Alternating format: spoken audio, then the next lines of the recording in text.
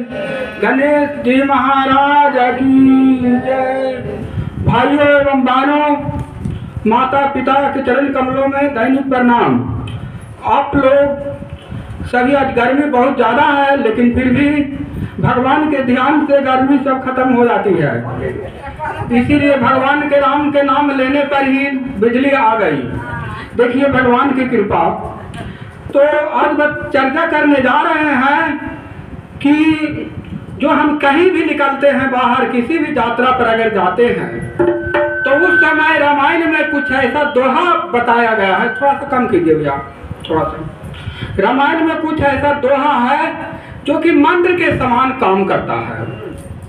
थोड़ा सा आप बाहर निकलते समय अगर बोल देते हैं, कहीं भी यात्रा में आप जा रहे हैं, थोड़ा बढ़ाइए, और कहीं भी यात्रा में आप जा रहे हैं तो वहाँ पर ये मंत्र आए दोहा बोल करके जाइए।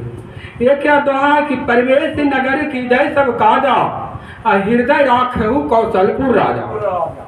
अगर आप घर से निकल रहे हैं तो उस समय, निकलते समय अगर ये दोहा को आप उच्चारण करते हैं तब भगवान राम की साक्षात कृपा प्राप्त होती है। और उतना ही नहीं, जहां आप जाइएगा वहां पर आपका सारा काज हो जाएगा। वही चीज यहाँ पर भगवान से निवेदन हो रहा है कि प्रवेश नगर की जय सब काजा। मैं जैसे ही नगर में प्रवेश करूं, मैं जैसे ही जहाँ जा रहा हूँ वहां पर मेरा सभी काज की जय सब काजा, वहाँ सभी काज मेरा हो जाए, सभी संपन्न हो जाए। हृदय राखेहु कौशलपुर राजा। भगवान से निवेदन है, भगवान राम से, कि अपने हृदय में इसको बसा करके हम लोग रखिए, ताकि भगवान भी हृदय में वो अपने रखेंगे आपके बारे में। कौशलपुर राजा में से भगवान राम, वो कौशलपुर अयोध्या को कहा जाता था, उसी को कौशलपुर कहा जा रहा है। इसलिए बहुत इंपॉर्टेंट चीज है ये, इतना महत्वपूर्ण चीज है कि हमने इसका प्रयोग कर लिया है और प्रयोग करके देख चुके हैं, तो उसमें सबसे पहले मेरा काम हो जाता है। कहीं भी अगर जाते हैं तक ऐसा हमने देखा है। इसलिए ध्यान पूर्वक सुने माता एवं बहनों, ध्यान से सुनिए कि इसको हमेशा ख्याल रखिएगा, हराइएगा नहीं, दिमाग में हटाइए। आप लोग मंत्र तक के हेरा जाते हैं, 3 अक्षर का मंत्र भी हेरा जाते हैं, भुला जाते हैं। तो सोचिए 6 अक्षर 10 अक्षर का जो दोहा है उसको आप लोग कैसे याद रख सकते हैं।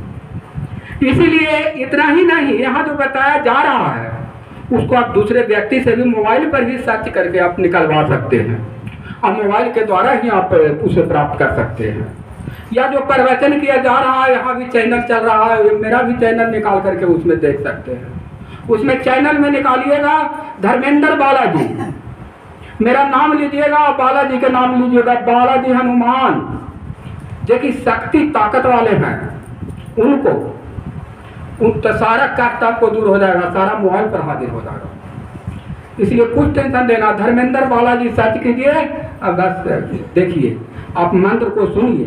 तो ही बहुत गुणशाली मंत्र है कि प्रवेश नगर की जय सब काजा, हृदय राखो कौशलपुर राजा। गरल सुधार पुकार ही मिताई, अब वो पद सिंधु अनल शीतलाई। गरुड़ सिमेरु समताही, आराम कृपा करू चितवा नाही।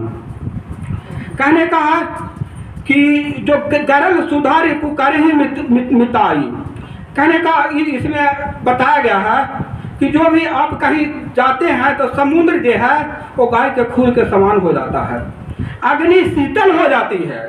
ये धूप कितनों ही क्यों ना हो, अगर प्रवेशी नगर की जय सब काजा, हृदय राखी कौशलपुर राजा, अगर इतना कह करके आप देना आते हैं तो आपको धूप कुछ नहीं बिगाड़ पाएगा।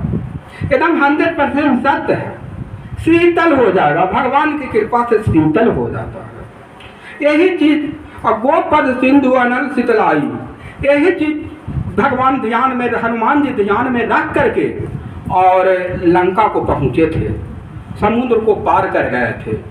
यही चीज वो हमेशा ध्यान रखते कि प्रवेशी नगर की जय सब काजा, हृदय राखेहु कौशलपुर राजा। लेकिन कर्म करना होगा, आपको कर्म करना होगा, कर्म से विमुख नहीं होना होगा। ये नहीं कि चंदन उठते हैं 9 बजे, तो 9 बजे नहीं उठना है। सुबह उठिए, स्नान ध्यान कीजिए, भगवान का ध्यान कीजिए, उसके बाद अपने काम पर निकल जाइए।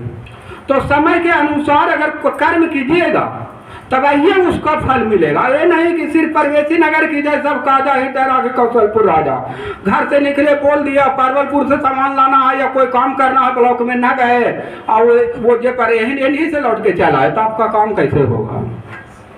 इसलिए तो कर्म भूमि है मृत्यु लोक में, जो कर्म भूमि है इसमें सभी को कर्म करना पड़ता है। बिना कर्म के तो बहुत लोग कहते हैं कि भाई राम राम जपे से भोजन का। एक दुकान में थे व्यक्ति जो बोल रहे थे राम राम जपने से तो भोजन मिलेगा ही। अब चलिए अयोध्या, चलिए वृंदावन, चलिए प्रयाग, चलिए काशी, आपको चलिए यहाँ इतना ही नहीं, आप जहाँ भी भगवान का अति है मंदिर है या जहाँ पर भगवान स्थापित हैं वहाँ पर चलिए, कुरुक्षेत्र चलिए, आपको वहाँ पर कुछ नहीं करना है, सिर्फ राम का नाम लेना है और भोजन मिलेगा। आपको राम नाम लेने के लिए भोजन दिया जाता है, वहाँ पर एक कप चाय भी मिलेगा तो वहाँ पर आपसे बोला जाएगा कि राम नाम लीजिए, राम नाम लीजिए अब मुझे आशीर्वाद दीजिए तभी हम आपको चाय पिलाएंगे, ना तो ऐसे नहीं पिलाएंगे कहीं। तो उसके लिए तो इतना करना ही होगा। राम नाम जाप करना भी एक कर्म है। जब तक कर्म नहीं कीजिएगा तब तक कैसे संभव हो पाएगा, भोजन भी कैसे मिल पाएगा। और कहिए कि राम नाम लेने से भोजन मिलेगा, नहीं कैसे मिलेगा। आप राम नाम लीजिए, भोजन करवाते हैं, भोजन मिलेगा, न कि कोई सवाल ही नहीं है। तो इसीलिए कर्म, कोई काम जो है सिर्फ भगवान भरोसे नहीं छोड़ा जाता है। बहुत सारे लोग ऐसा भी देखने को मिलता है कि भाई ये काम अच्छा जे प्रभु की कृपा होगा जो होगा। ठीक है, प्रभु की कृपा होगा जो होगा वो तो निश्चित है कि होगा, लेकिन आपको कर्म करना होगा। हाँ बिल्कुल, भगवान सीधे कह दिए हैं कि कर्म प्रधान विश्वति राखा, जो कर ही सो फल चाखा।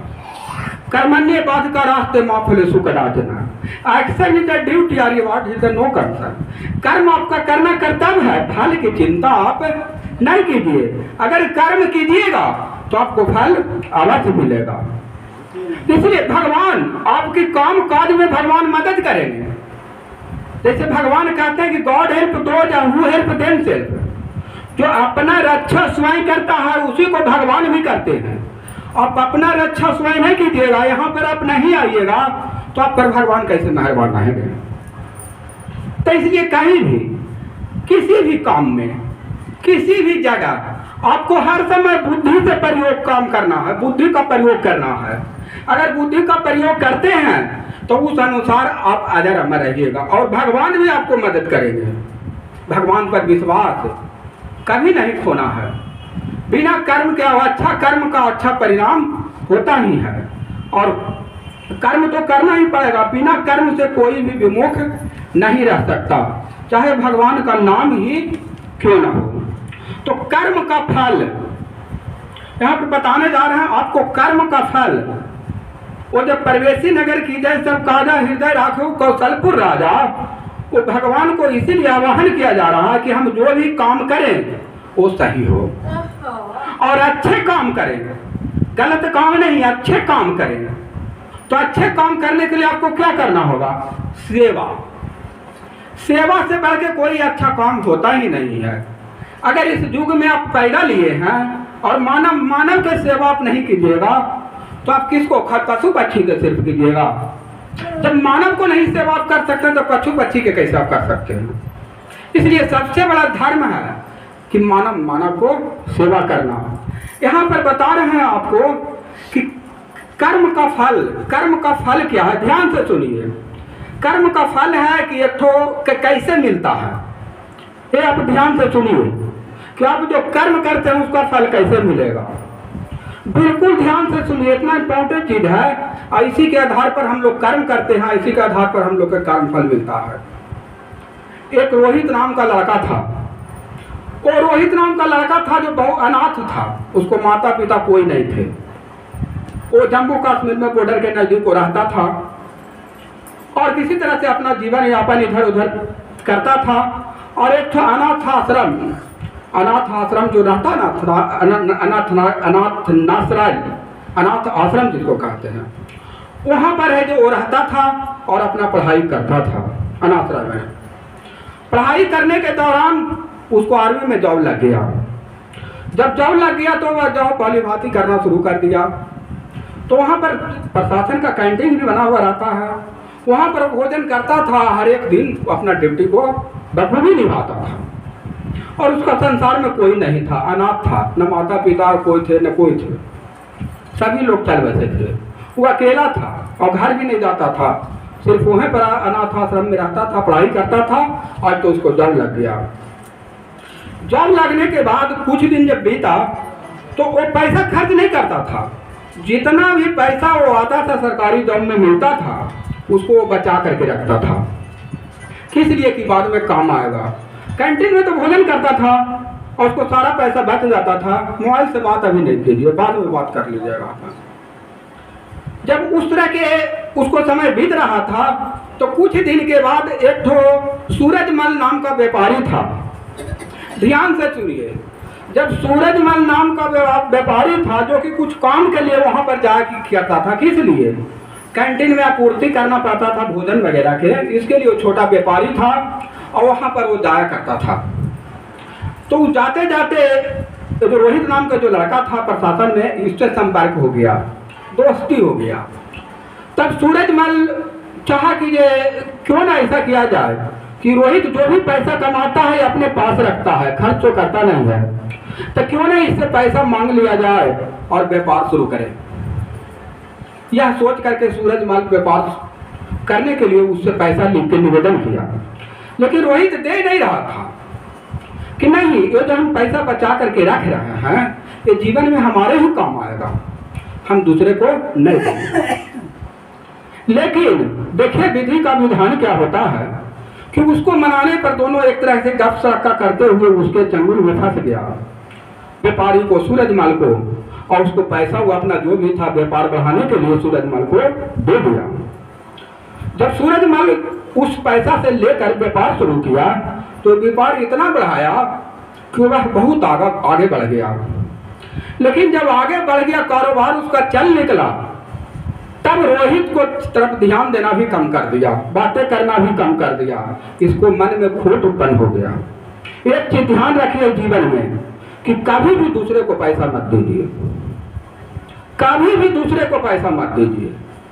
कितनों आपका रिलेशन संबंध हो, भैया बैंक से ले लीजिए, दूसरे को पैसा नहीं दीजिए। अगर दूसरे को पैसा दे देते हैं तो उसके घर भी अगर आप जाइएगा तो उसको लाया कि पैसे ले लगाएगा, आपको इज्जत प्रतिष्ठा भी नहीं होगा। दूसरी बात यह है कि देखिए सूरजमल की कहानी कि इसको जब कारोबार चल गया तो इसको मन में खोट हो गया और अपना साथी से बोलना भी बंद कर दिया। लेकिन उसी दरमियान वहां पर युद्ध, जो बॉर्डर था वहां पर युद्ध फैल गया। जब युद्ध फैला तो इसको आदेश मिला कि बॉर्डर पर जा करके दुश्मन को सफाया करेंगे। तो सभी लोग ग्रुप में बटालियन था, रोहित भी निकल गया, सभी को घोड़ा मिला। उसको जाने के समय रास्ता गाड़ी से नहीं था, सभी लोग पैदल जा सकते थे या घोड़ा से जा सकते थे। तो रोहित को घोड़ी एक ठो मिला, वो घोड़ी पर यात्रा किया और बाकी लोग जो घोड़ा घोड़ी जो भी था सभी को मिला। तो जैसे ही वो घोड़ी पर चढ़ा राहुल, जैसे ही इतना जोर से घोड़ी दौड़ा कि रुकने का नाम नहीं ले रहा था। उसको कितनों लगाम लगाया, लगाम लगाते लगाते उसका नाक का जो है फट गया, लेकिन फिर भी वो रुका नहीं और जहां पर दुश्मन का अड्डा था उसके नजदीक पहुंच गया। जब वहां पर नजदीक पहुंच गया, बाकी साथी लोग पीछे छूट गए। तो ये कहले क्या करा, कितनों फायर किया, लेकिन फिर भी उसको शहीद होना पड़ा। यहाँ पर सभी शहीद हो गया, घोड़ी के भी गोली लगा, वो भी मारल गया, अपने भी मरी और दूसरों को मार दी।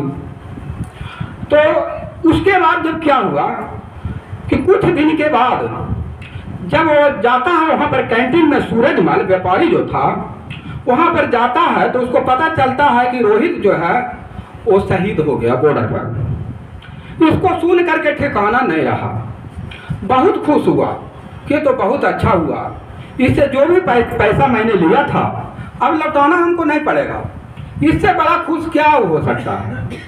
वो बहुत खुशी मनाना शुरू। इतना ही नहीं, सब गांव में मिठाई भी बांटा कि ये हमको तो इतना लाख रुपया बच गया, देना नहीं पड़ेगा।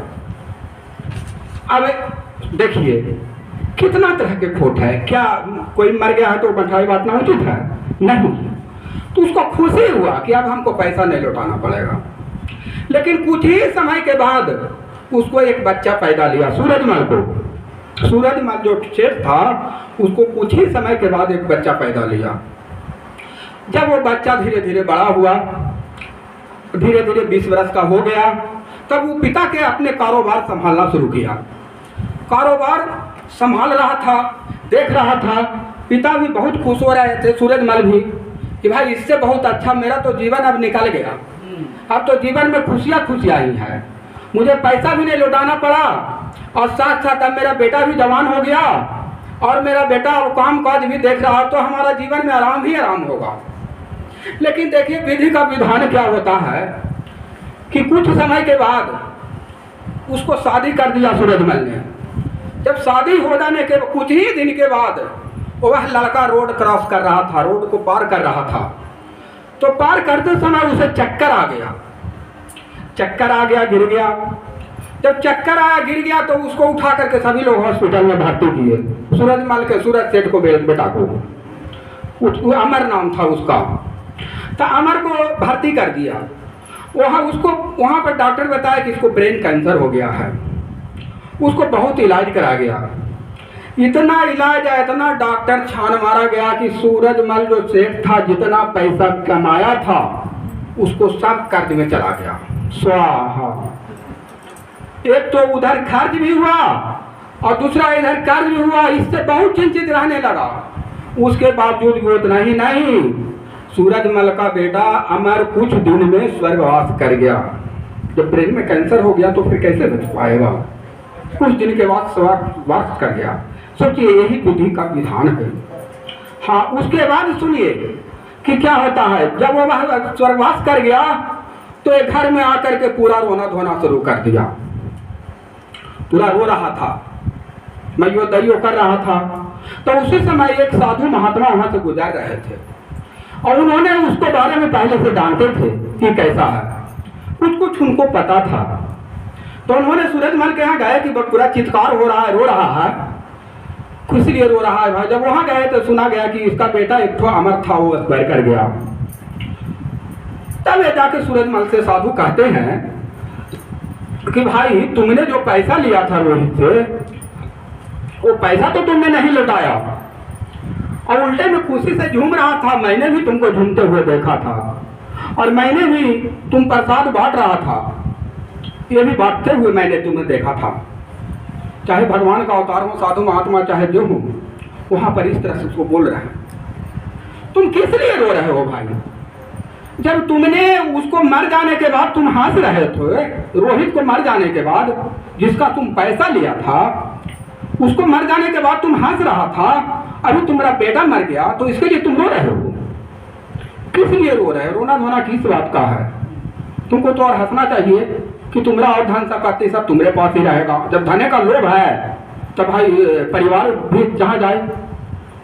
इस तरह के साधु महात्मा उससे बोले कि रोना धोना किस काम को है। तब सूरजमल जो सेठ था क्या कहता है कि अच्छा महात्मा, आप जब कहते हैं कि ठीक है मैंने गलती किया, कर्जा दिया गया कि हमारा कर्जा महाजन भी हो गया, रोजगार भी जो था वो भी चौपट हो गया और आज दर की ठोकर खा रहे हैं, हमारा पुत्र भी हाथ से निकल गया। लेकिन ये जो पुत्र बधू जो है, जो बच्ची है जिसको शादी की है हमने, तो पुत्र बधू के क्या गलती था जो कि विधवा हो गई? इसका क्या कारण था? अब इस तरह के उसके साथ तब वही महात्मा कहते हैं कि वही जो पुत्र बधू तुम्हारा है वही घोड़ी है। घोड़ी कौन है? वही घोड़ी दौड़े दौड़ते दौड़ते और बॉर्डर पर, वहाँ जहाँ पर विरोधी लोग था, आतंकवादी था, वहाँ उसके अड्डा के नजदीक जाकर के वो खड़ा हो गई। अब इस कारण से रोहित मारा गया, सारा साथी लोग पीछे छूट गए। तो उस घोड़ी ने जानबूझ करके उसको वहां पर ले गई, चाहे उस पर जो भी हो। तो गलती कौन किया? घोड़ी की। उस घोड़ी का परिणाम, गलती के परिणाम है कि आज उसको इस तरह बिना पति का होना पड़ा। तो सब विधि का विधान उस तरह का होता है कि जो जैसा कर्म करेगा वैसा तो कर्म चुकाना ही पड़ता है, इसमें कुछ भी संभव नहीं है। इसलिए जब तक हम अच्छे कर्म नहीं करेंगे तब तक ये दोहा भी प्रभावी, मंत्र भी प्रभावित नहीं हो पाएगा। और अब गलत काम अगर करते हैं और किसी तरह से घटना घट जाता है और उसमें भगवान का दोष दीजिए कि मैंने भी सत्संग में जाता हूँ, भगवान को भजन करता हूँ, उसके बाद भी मेरा इस तरह से भगवान ने क्यों किए, अब भगवान को दोष देना शुरू कीजिएगा कि मेरा भगवान इस तरह से किया हम ना जाने, तो ये कहाँ का अथी है। तो कर्म के आधार जैसा कर्म कीजिएगा ऐसा है, जो हम लोग के कर्म को तो भोगना ही पड़ता है, चाहे अच्छा हो या बुरा। जन्म मरण का मध्य है, जीवन कर्म प्रधान। जन्म मरण का मध्य है, जीवन कर्म प्रधान। उज्ज्वल जिसका कर्म हो, जीवन वही महान, जीवन वही महान। जन्म मरण का मध्य है, जीवन कर्म प्रधान। उज्ज्वल जिसका कर्म हो, जीवन वही महान, जीवन वही महान। बोल सब रामचंद्र भगवान की। नहीं ध्यान से सुनते हैं आप, नहीं सुन रहा है।